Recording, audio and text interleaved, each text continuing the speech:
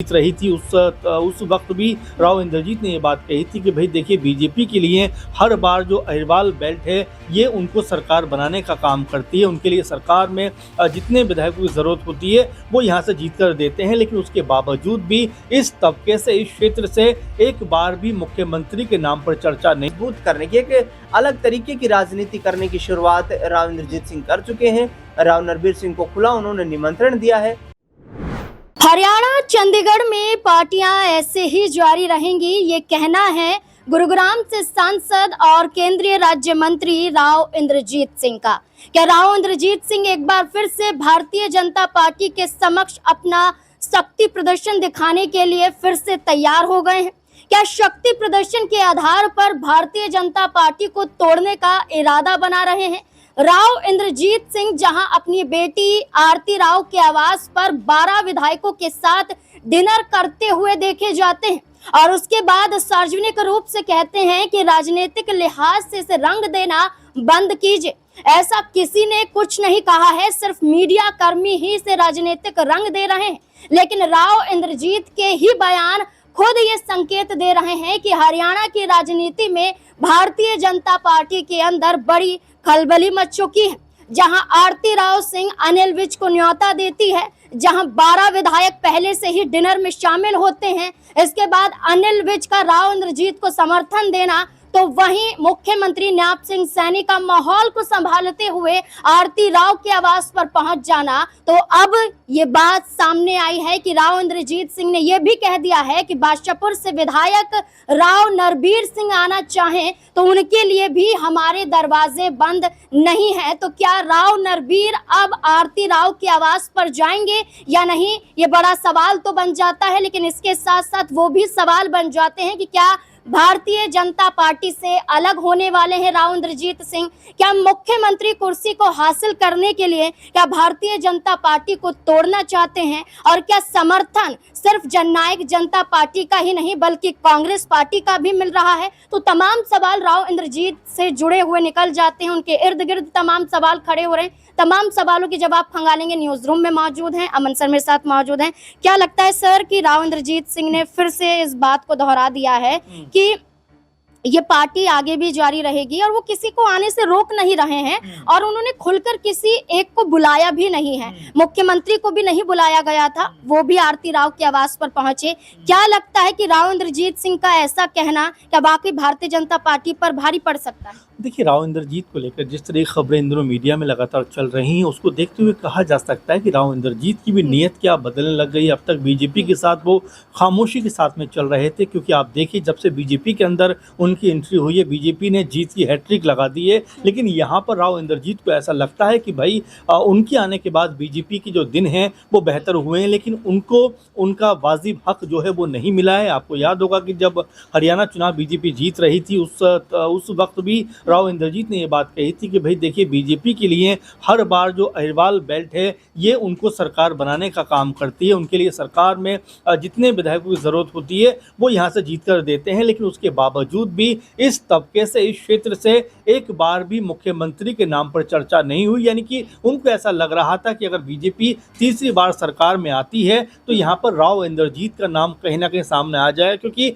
6 महीने पहले ही नायब सिंह सैनी को खट्टर जी की जगह पर मुख्यमंत्री बनाया गया था पार्ट टाइम। लेकिन जब फुल टाइम की बात आई तो उनको शायद लगा होगा कि उनके पक्ष में माहौल बनेगा, लेकिन ऐसा नहीं हुआ, क्योंकि अमित शाह ने साफ कह दिया कि भाई मुख्यमंत्री तो नायब सिंह सैनी ही बनेंगे। उसके बाद तमाम तरह की बातें होती हुई दिखाई पड़ी। आपने देखा कि उस वक्त भी राव इंद्रजीत के घर पर 10 से 12 जो इस बेल्ट के लोग हैं, इस क्षेत्र के लोग हैं, जो विधायक है वो उनके घर पर नजर आए। तब भी ये बात कही गई थी कि क्या 10 से 12 जो विधायक हैं उनको लेकर राव इंद्रजीत कोई बड़ा फैसला करते हुए दिखाई पड़ सकते हैं, क्योंकि कांग्रेस के पास भी 36-37 विधायक हैं। अगर 12 से विधायक इस तरफ से उस तरफ पहुंच जाएं तो ये आंकड़ा जो है कांग्रेस के पक्ष में बनता हुआ दिखाई पड़ता। लेकिन राव इंद्रजीत ने तब भी सब्र किया, क्योंकि उनकी बेटी को जो आरती राव है उनको मंत्री बनाया गया सरकार में। लेकिन अब एक बार फिर ऐसा लग रहा है, क्योंकि नायब सिंह सैनी के साथ में इंद्रजीत राव की कोई बहुत बेहतर ताल्लुकात संबंध नजर नहीं आते। मंच पर भी ऐसा लगता है कि दोनों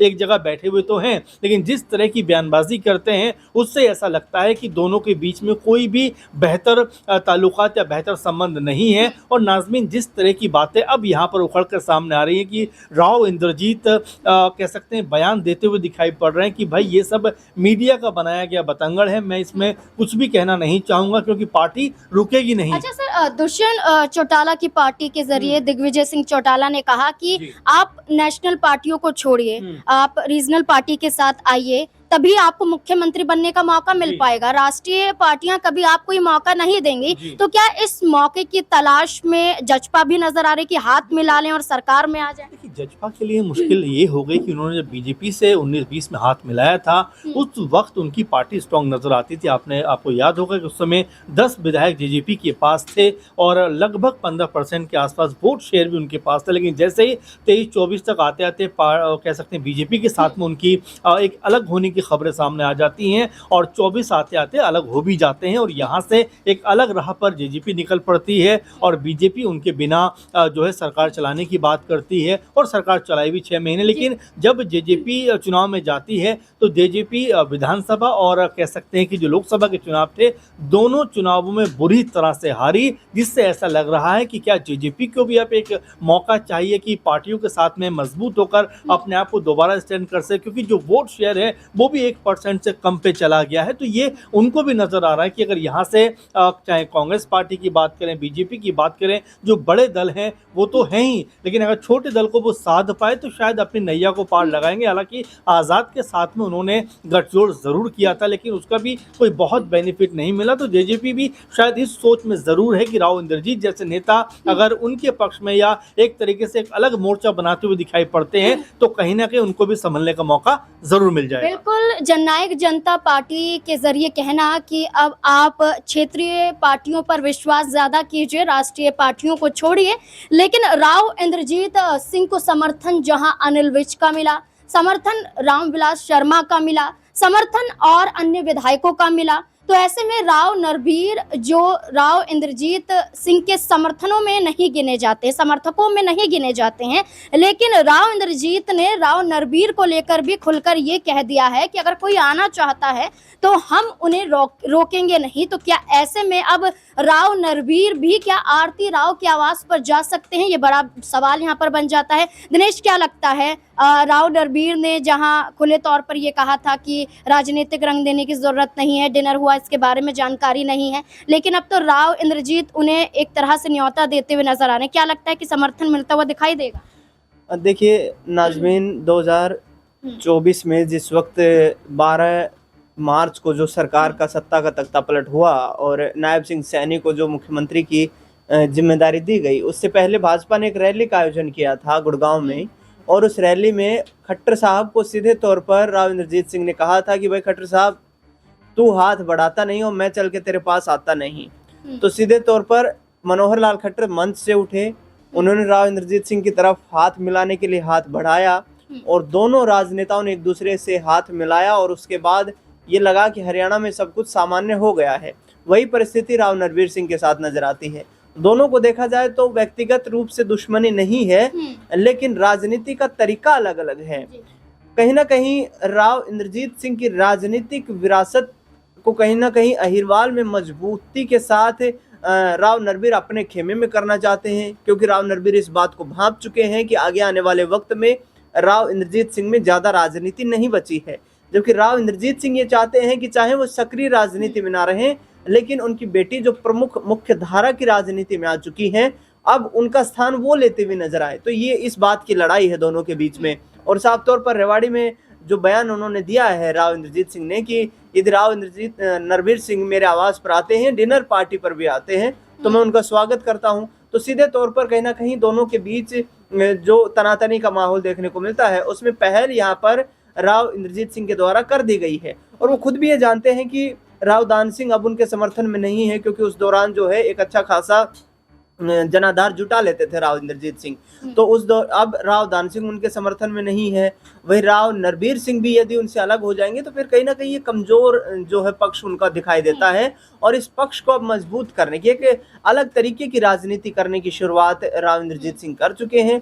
राव नरबीर सिंह को खुला उन्होंने निमंत्रण दिया है, देखना यही होगा कि लगातार जो उनके आरती राव की आवाज पर पहुंच रहे हैं लोग, उनके आवाज पर पहुंच रहे हैं, क्या उसमें अब राव नरबीर सिंह का नाम भी शामिल होता है? अहिरवाल बेल्ट के एक मजबूत नेता राव इंद्रजीत सिंह, जो इन दिनों अपने 12 विधायकों के साथ, जिसमें कांग्रेस पार्टी की विधायक मंजू चौधरी भी शामिल थी, उन्हें अपने समर्थकों में गिनते हैं और अपने समर्थक विधायकों के साथ जो डिनर के दौरान देखे गए, राव इंद्रजीत सिंह खुलकर मीडिया के सामने नहीं आए। लेकिन राव इंद्रजीत के बयान ये इशारे जरूर देते हैं कि हरियाणा की राजनीति में वाकई कुछ बड़ा हो सकता है। तो ये जो बड़ा हो सकता है, तो क्या इसमें भारतीय जनता पार्टी को नुकसान होगा, या फिर राव इंद्रजीत सिंह अपनी ताकत अपनी बेटी को आगे बढ़ाने के लिए भारतीय जनता पार्टी के समक्ष पेश कर रहे हैं? क्या लगता है आपको इस पूरे मुद्दे को लेकर? अपनी राय कमेंट सेक्शन में जरूर दें। देखते रहें SP9 न्यूज़। धन्यवाद।